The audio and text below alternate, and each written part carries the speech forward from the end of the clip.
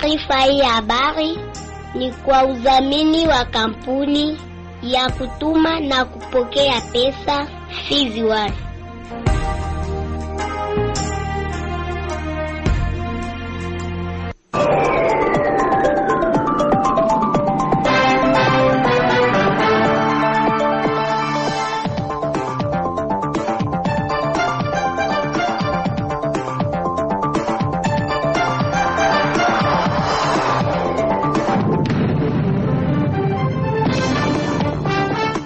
Jambo mpenzi msikilizaji wa redio ya kijamii Kivu, mahali popote ambapo unaendelea kutusikiliza mida kama na hii, acha nikukaribishe kwa mkunjufu kwa ajili ya kuweza kusikiliza uchambuzi wetu wa habari kwa siku ya leo. Uchambuzi ambao unakubigwa na habari muhimu leo hii, ripoti za ripota wetu kutoka sehemu mbalimbali, ukurasa wa habari za kitaifa za zile za kimataifa.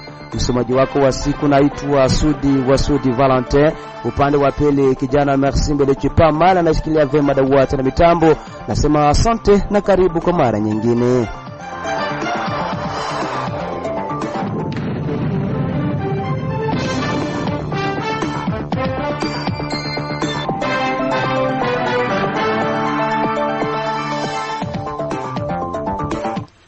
Na msikilizaji, kabla kuanza uchambuzi wetu wa habari, unapata kusikiliza fursa kuweza kusikiliza habari muhimu ambako nampisha mwenzangu Safari Alimasi Nimetinwari.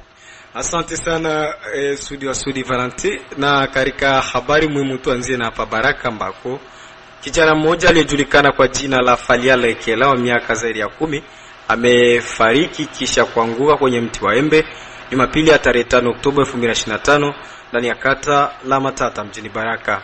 Na kwingineko ni kwamba uongozi wa mafundi cherehani ima watairi kwa Kifaransa umeomba kwa wateja wao kutokuwa napeleka mashtaka kwenye vyombo vya usalama kabla ya kufikisha kunako ofisi yao. Sudi Valente, ni ndio ambao tulikuwa nao kwenye habari muhimu kwa siku ya leo. Asante sana mwenzangu Safari Alimasi Nimetinwari. Hivi sasa tuingie kwa undani uchambuzi wetu wa habari, tukianzia hapa katika mji wa Baraka. Ni kwamba uongozi wa shule za kiserikali umetoa mwangaza kuhusu mpango ya serikali kwenye malipo ya ada za wanafunzi mwaka wa masomo 2025-2026.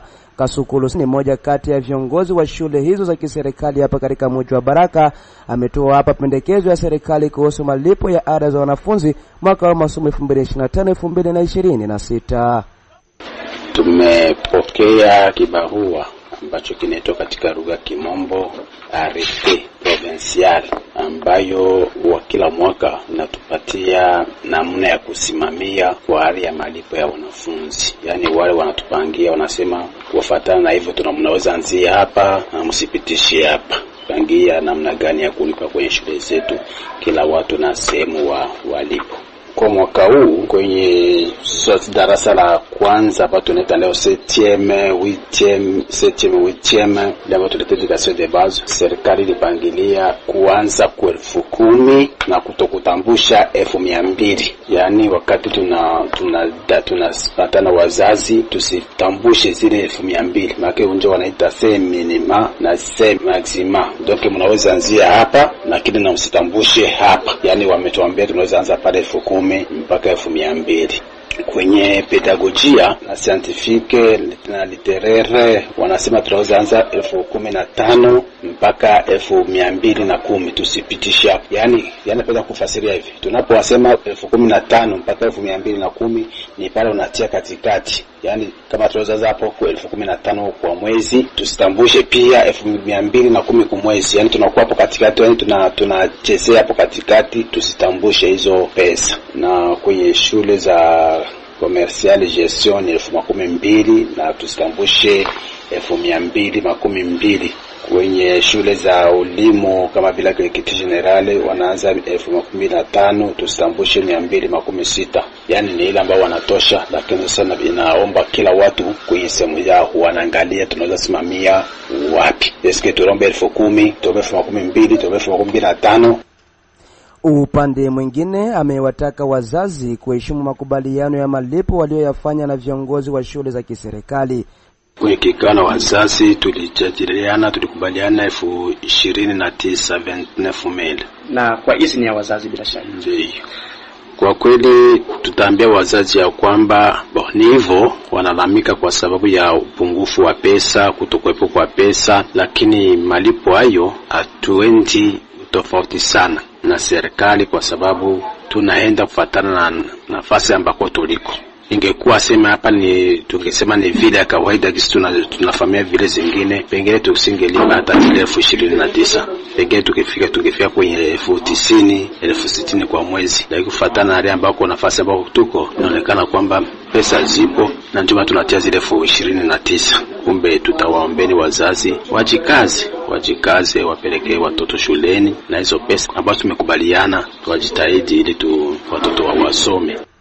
Raia wa kata la Mwandiga ya 3 mjini Baraka wametaja kupongeza kazi ya kutengeneza vilalo vinavyotekelezwa na kamanda wa wazalendo cha Kubuta maarufu Kipamparira maeneo hayo ya Mwandiga ya 3. Wameyasema hayo siku ya Jumapili ya tariki 5 Oktoba mwaka 2025 wakiwa mbele ya vifaza sauti vya redio ya kijamii Kivu. Raia hao wa kata la Mwandiga hapa katika mji wa Baraka wamemtaka kamanda huyo kuendelea na kazi hizo kutengeneza vilalo ili kuwapa fursa ya kuweza kupita kama kawaida. Sisi tunamsapoti na endelee kuishi na sisi ili tuwe na amani katika lotisima yetu ya Mwandiga ya 3. Najisikia niko na usalama na furaha kwa sababu analinda waraia na mali yake pamoja na maendeleo ya kijiji.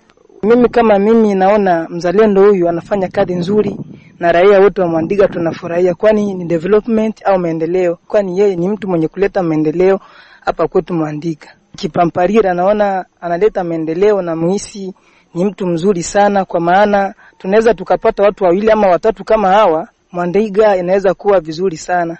Kiongozi yano vraiment ya mutumia na bibili bya sangwa no metomsenge maendeleo tu malusha vraiment malusha usisimuaji wa mbuka byangene mbakati ya fashi timu ubakanya batu wakati wa mbula mbuungu bamwe yatengeneza abantu n'abatu bamwitana byangene na hata wa usumbufu wose biralo kweli kila venya yale mishima amoba iralo yangene sana imani wayungwale mbe mangana abo wayungwa faraja mulumanga lumbakatu fariji tiyafashe tewe tubanya tibabusuku walo atubimubana ile uzuni manga niswetana no atubile na ali buungu ali mache, lakini bino byatumia vraiment byatwa courage sana na twaunda ewe azidi ishi Mungu amelele tu aendeleshe maisha ibamale mbaka ombele tuichana tumi abyangene byaita bino byamutumi Antoke natufurahisha sana kwa ajili ya komanda, tusipenda atoke mwe mwingine yetu kabisa. Hata balite basoda ila stoki mwe mwingine yetu. Anatufurahisha sana kwa maendeleo yenyewe anatuletea. Kuishi na waraia na ishi tu bien na waraia. Okay, tunafurahiwa naye. Hii bilalo najisikia tu bien sana. Batu tena komanda wetu wangene. Twashukuru manga na bitu bya mututumi ela. Ale komanda wetu wangene manga kwa twamonda manga tu bitu bya mututumi ela byangene tu. Maendeleo yisumbuka yetu nitatele ya becho baraia byangene tu ilonga to balabala salongo misenge yetu yani bitomanga tu byangene nosi bilalo sana itumi abilalo byangene. Tukiwa tu katika mji wa Baraka ni kwamba uongozi wa mafundi cherehani Imatayer kwa lugha la Kifaransa umeomba kwa wateja wao kutokuwa wanapeleka mashtaka kwenye vyombo vya usalama kabla ya kufikisha kunako ofisi yao. Umeyasema hayo kisha vitendo vya mafundi cherehani kupelekwa kwenye vyombo vya usalama kuongezeka hapa katika mji wa Baraka. Mandare Meso ni kiongozi wa mafundi cherehani mjini Baraka, amesema kusikitishwa kuona wateja wao kufikisha kesi kwenye vyombo vya usalama bila kufika kwenye ofisi yao hapa katika mji wa Baraka. Ndiyo, jambo hilo linakuwa linapitika hivyo tu, ni wateja wetu kutukuelewa utaratibu mzuri. Hata ndani ya vitongoji vijiji hauwezi ukaende moja kwa moja kwenye polisi na wakati kuna wanyumba 10. Na ndo vile vile gisi ilivyo hata kwa sisi mafundi cherehani. Ikiwa kuna tatizo kati ya mteja na fundi cherehani, si vizuri kuchukua hilo jukumu moja kwa moja unaenda kwa polisi wala kwa wazalendo. Ni cha muhimu kutafuta uongozi wa mafundi cherehani. Unaonana na uongozi wa mafundi cherehani, unapeleka ripoti yako. Sisi tuna uwezo wa kuita ule fundi cherehani, anakuja, tunamuoji na lile ambalo tunapaswa kulifanya kwa ajili yako tutalifanya. Hiyo ndo taratibu kabisa. Lakini tunakuwa na shangaa tu kusikia hivi unakuwa pigiwa simu ya kwamba mimi president nafungwa huko. Nafungwa huko kwa tatizo la kushona nguo. Hiyo sio tatizo. Hiyo sio tatizo na hailipashwi kwenda kule kwenye wazalendo wala polisi kabla halijaja kwetu. Sababu sisi ndio tuna uwezo wa kusuluhisha. Hata kama mafundi cherehani kwa mafundi cherehani wana matatizo, yale matatizo yanasuluhishwa kwanza ndani yetu. Yale ambayo tunayoyashindwa ndio tunaweza kuyapeleka kwenye idara la serikali au vitengo husika ambavyo vinahusika na sheria. Upande mwingine amevitaka vyombo vya usalama kuchukua utaratibu wa kurudisha kesi yoyote ya fundi cherehani na mteja kama bado hajafikishwa kwenye ofisi yao. Hata na hili ni ombi ambalo tunawaomba wale vitengo vya usalama. Sio vizuri wakati mteja anakuletea ripoti au anakuja kustaki fundi cherehani. Ni vizuri kutusaidia kwamba ili tatizo je mmekwisha lifikisha kwenye uongozi wa mafundi cherehani? Ikionekana ya kwamba wamekwisha kulifikisha na sisi hatukulitendea kazi, na hapo ndio wanaweza kuanza moja kwa moja kuingia katika mambo ya sheria yanasema nini. Lakini wakati mtu anapokosa kumshonea mwenzake ndiyo ni tatizo. Lakini fundi cherehani naye ni binadamu. Hilo tuwe tunaelewa. Anatumikisha mwili. Wateja wetu wanajuaka kwamba sisi hatuna jamaa. Sisi hatuna mwili. Sisi yani fundi cherehani wakija kukuachia nguo moja kwa moja, wewe fundi nimekuachia nguo yangu niichukue siku gani? Eti Ijumaa, leo tuko Ijumaa mosi, yani ufike hapa Ijumaa tatu. Hapo anafurahi kabisa. Anapokukuta ya kwamba mimi nilikuwa sijue tumepata msiba, nimegonjwa nini, wateja wetu wawaga hawaelewi. Lakini vivyo hivyo na mafundi cherehani kuna wakorofi, sijakataa. Huko wakorofi ambao wanakusudia, hiyo inafikia. Lakini yote ni mambo ya kukaa chini tunayatengeneza kifamilia. Tutakaposhindwa sisi tuna uwezo ya kwamba bwana hivi sisi tumeshindwa hapa, sasa serikali ichukue sasa jukumu lake.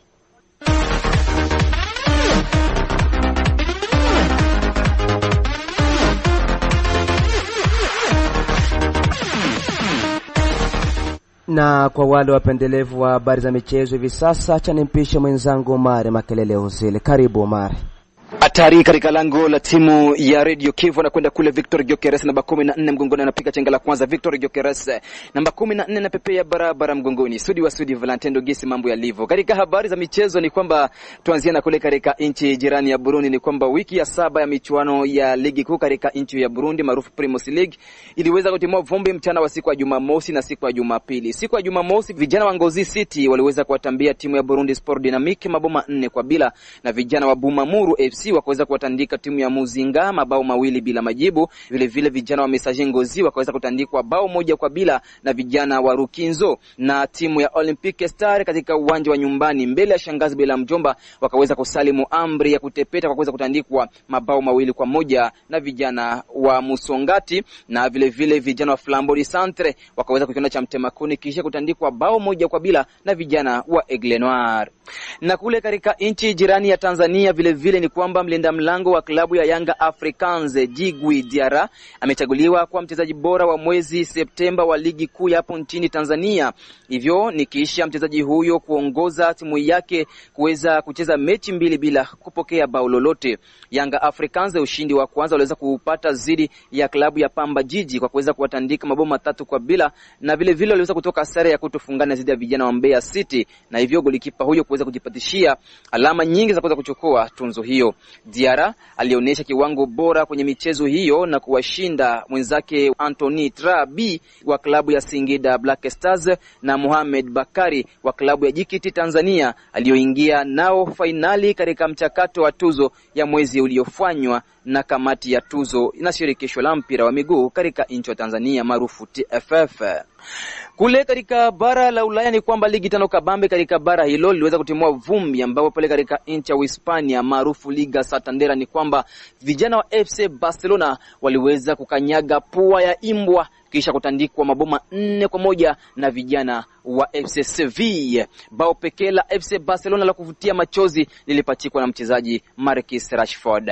Na vile vile kule katika nchi ya Uingereza maarufu Premier League ni kwamba mapema sana vijana wa Wolverhampton Wanderers walitoka sare na bao 1-1 na vijana wa Brighton na Newcastle katika uwanja wa St James Park wakaweza kutandika timu ya Nottingham Forest mabao 2-0. Everton katika uwanja wa Goodison Park wakaweza kutandika timu ya Crystal Palace mabao 2-1, huku vijana wa Aston Villa wakaweza kuwanyuka vijana wa Burnley mabao 2-1.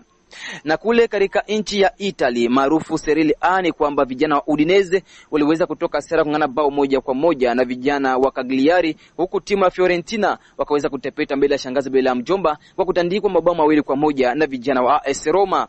Vijana wa Bologna wakaweza kuwatandika bila huruma vijana wa Pisa CS mabao 4 bila majibu. Kule Ujerumani maarufu Bundesliga vijana wa Stuttgart waliweza kuwatandika msumari wa bao 1-0 vijana wa Edinburgh.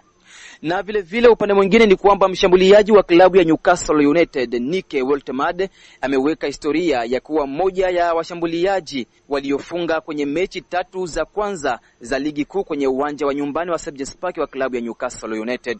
Woltemade anaungana na magwiji wengine wa zamani ambao ni pamoja na Les Ferdinand. Habari mbaya kwa klabu ya Arsenal Gunners ni kwamba mchezaji Declan Rice pamoja na Martin Odegaard wanatarajiwa kubaki katika jiji la London wakati wa mapumziko ya mechi za kimataifa baada ya wachezaji wote wawili kupata majeraha madogo kwenye mechi dhidi ya klabu ya West Ham kunako wiki ya 7 ya michuano ya ligi kuu ya nchini Uingereza maarufu Premier League, ambako Arsenal Gunners waliweza kuwanyuka wapiga nyundo hao mabao 2-0.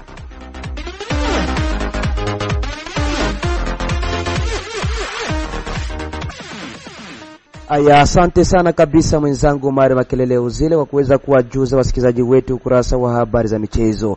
Msikilizaji wa Radio Kijamii Kivu, ikiwa kabisa ndio bado unataka kujiunga nasi, acha nikukumbushe ya kwamba unaendelea kusikiliza uchambuzi wa habari kutoka kwenye Radio Kijamii Kivu kwa 93.0. Kampuni Fizon Baraka, Mboko na Misisi ni rahisi kutuma na kupokea pesa cash pote ulimwenguni bila usumbufu.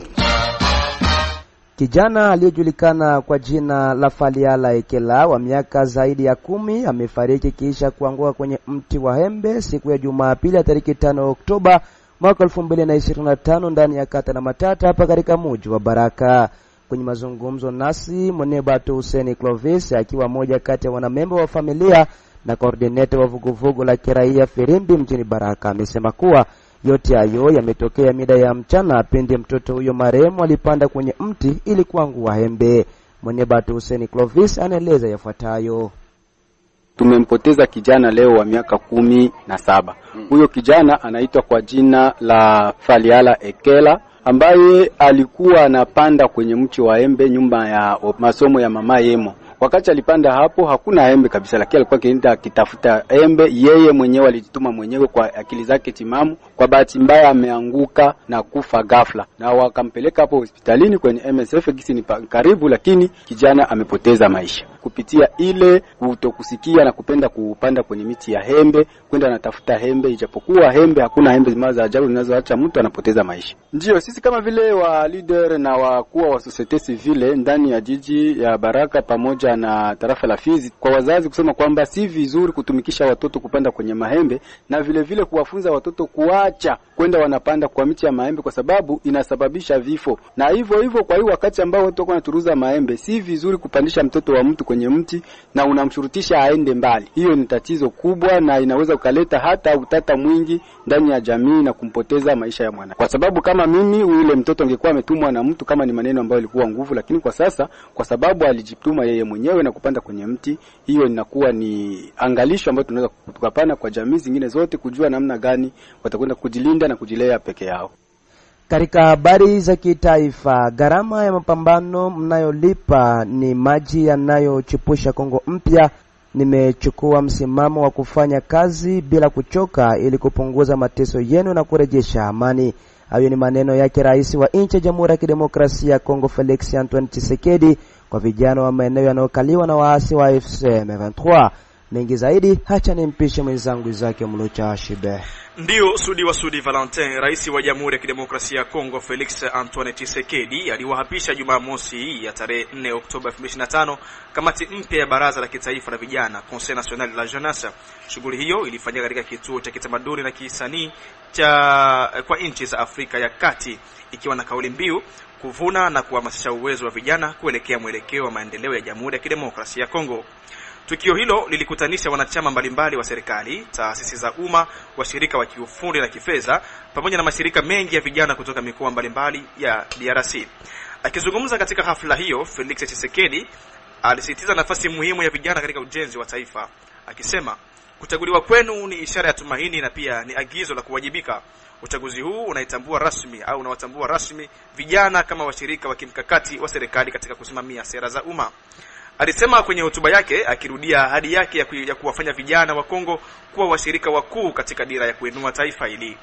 Kutoka jukwaa la kituo hiki cha kitamaduni ambacho ni matunda ya ushirikiano kati ya China na Kongo, Rais Felix Tshisekedi alikumbuka vijana wa miji iliyo chini ya uasi wa AFC M23 unaoungwa mkono na Rwanda. Kwa mujibu wake, ujasiri wa wananchi hao mbele ya ukandamizaji si sauti ya upweke, bali ni wito unaothibitisha dhamira yake ya kufanya kila linalowezekana ili kurejesha mamlaka ya serikali katika maeneo hayo ya nchi. Kwenu nyinyi vijana wa Goma, Bukavu, Rutshuru, Masisi, Kale na maeneo mengine yote yanayoteseka, natuma ujumbe wa upendo, huruma na matumaini. Ujasiri wenu mbele ya ukandamizaji si sauti ya upweke, unaleta heshima kwa taifa na unatufanya kuwajibika. Jueni kwamba jamhuri nzima iko pamoja nanyi, kwa moyo mmoja, hamko peke yenu. Gharama ya mapambano mnayolipa ni damu ya uhai ya Kongo mpya.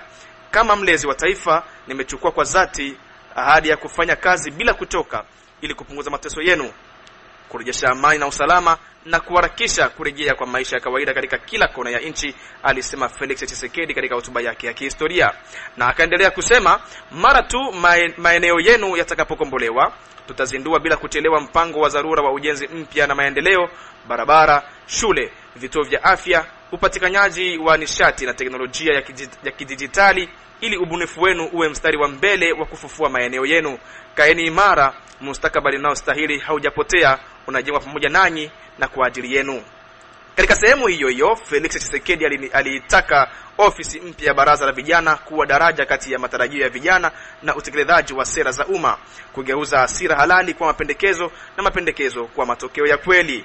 Wajibu wenu ni kuwa sauti, dhamira na nguvu ya kizazi kinachokataa kuhudumia au kuanguka chini ya waasi na kinachochagua mustakabali wa taifa, alisema hivyo katika hotuba yake. Sudi wa Sudi Valente, ni hayo kama habari ya kitaifa. Asante mwenzangu Izake Mulucha Shibe. Msikilizaji wa Radio Kijamii Kivu, ni kupitia hapo ndipo naweka nukta kunako kurasa wetu wa habari za siku ya leo. Jina langu naitwa Sudi wa Sudi Valente. Merci Mbelichipama na nasikia vyema madawaza na mitambo, nasema asante na kwaheri.